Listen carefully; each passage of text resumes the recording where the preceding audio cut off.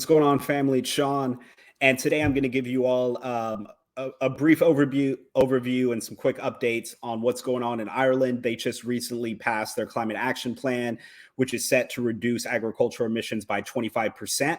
And I'm also going to update you on what's going on with the energy crisis or expected energy crisis in Germany, and maybe some of their anti-green things that they are going to institute to combat their lack of energy due to them not being able to import all that Russian natural gas. Okay, so let's go ahead and start with Ireland. Last Thursday, the government over there finally came to an agreement.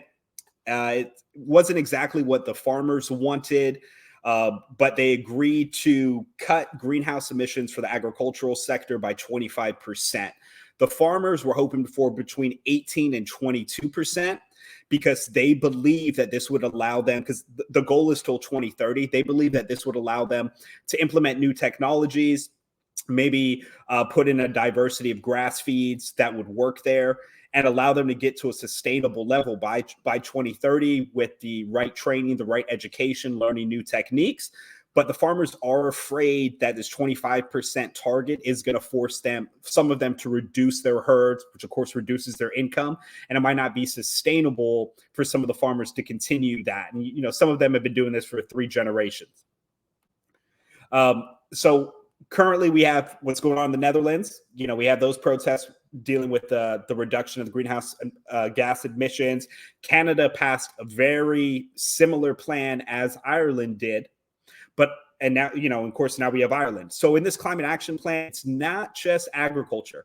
So we have that 25% reduction in greenhouse gas emissions for agriculture, but it's 75% reduction for the electricity sector, 55% reduction for transportation, which they're saying one of the ways that they're going to get to that is by 2030, 500,000 people will need to stop driving vehicles and walk, cycle, or use public transportation.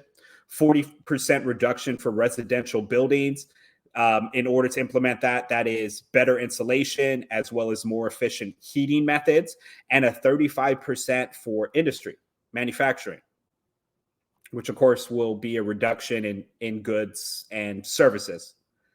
And their goal is to be on 80% of renewable energy by 2030, mostly in the form of wind. And the climate action plan, other goals to reduce greenhouse gas emissions by 51% by 2030. And the reason this is important is that they're saying that 38% of the greenhouse gas emissions in Ireland come from the agricultural sector. But what is a little bit alarming about this is at the same time that the World Bank has issued lengthy reports, the food and agricultural sector of the United Nations, the International Monetary Fund have all made reports basically highlighting that we are on the brink of a food crisis for developing nations. Countries that are less able to take care of themselves as they're currently constructed. They don't have that infrastructure. They've had droughts, war, famine. So at the same time that they've been saying that, hey, we're on the brink where a lot of people could be, hurt and starve and die, it looks like the Western nations are continuing to move forward with their reductions in greenhouse gas emissions. Actually, it looks like it's accelerating. Now, I did look up what was going on in Ireland. I wanted to see how important they were as far as an exporting nation. For the most part, Ireland's exports are mainly go to the United States, about 32%, 11% for Belgium, 11% for Germany. Now, there are more vulnerable countries that they do export to. Namely, I looked at Nigeria. It's close to $300 million worth of agricultural exports. This is 2020 data, by the way. South Africa, which is close to 350 million. Algeria, which is one of the most vulnerable countries, $138 million worth of exports. Morocco, another one of those very vulnerable countries, $118 million worth of agricultural exports in 2020. Now, I don't know if in Ireland, if we're going to see unrest, as we're seeing in the Netherlands and as we're seeing in Italy and in Poland and places like that for the farmers. I was reading some of the local news from Ireland that I could get, and it seems for the most part those farmers are pretty positive. Like they do believe in their ability to implement technology once they get the proper training and for the diversity of feeds, things like that. But currently, they're worried because it doesn't really seem like the government has a plan on how to implement this. So, because the government has over 1,000 things that could be done to reduce greenhouse gas emissions. So it's it's government work. It's good enough for government work. So I'll have to keep updated, but we'll see. But it is another step towards reducing the amount of food, and they're saying that we're in a food scarce situation. I also wanted to provide you all an update in what's going on with Germany. So if you haven't heard, Germany imports 55% of its gas from Russia. Well, recently, Nord Stream 1 was down for maintenance. They've put it back up, but they said it's only going to be able to run at 20% capacity. I'm not sure if this is an actual tactic or if that's an actual tactic by Russia or if that's actually just something that happens. I don't know. It's not for me to say.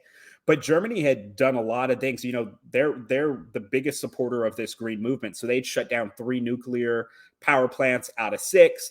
There was some discussion that I had been reading about that they were talking about opening that. I read some information today. That's untenable. There's politicians say we're not opening up those nuclear power plants, even though they're energy dense and very safe. But they have done something strange. So they decided they're not going to open up the nuclear plants, but it seems like they're okay with opening up coal plants. So Germany is firing up old coal plants, sparking fears climate goals will go up in smoke.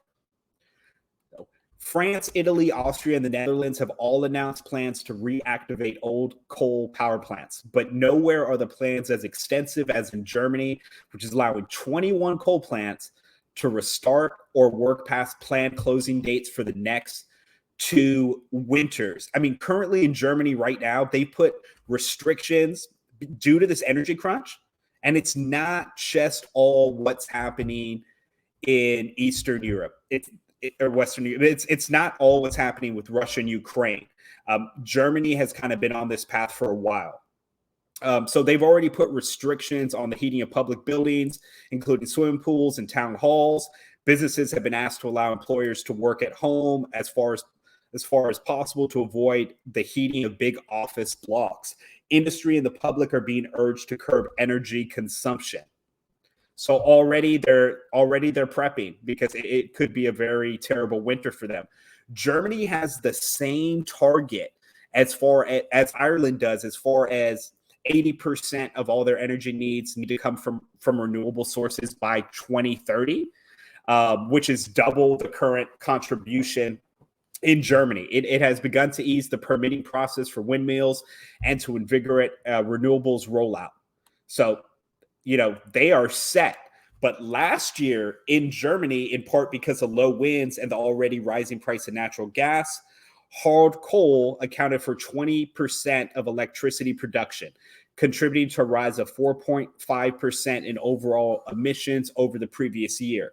What's interesting is I was also reading something when I was reading about Ireland. They were talking about there was an increase of about 4% emissions due to the dairy production in Ireland because that had kind of accelerated. So what does this all mean? Business as usual. Business as usual, conflicting information. Seems like they are pushing full steam ahead with this target of 2030, while at the same time warning us of impending scarcity in food and energy, which is going to hit the developing nations worse. So, I'm going to be keeping up on this as best I can, especially following what's going on in Germany.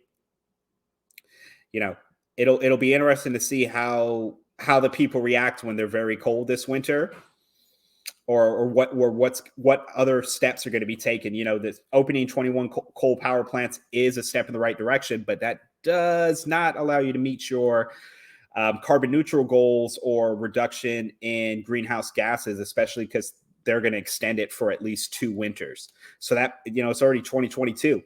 And in Ireland, I'll keep you all updated. Right now, it doesn't seem like there's going to be any unrest, but things can change at a dime, especially once they actually come out with clear and concise ideas of how they're going to implement this 25% reduction in greenhouse gas emissions for the agricultural sector.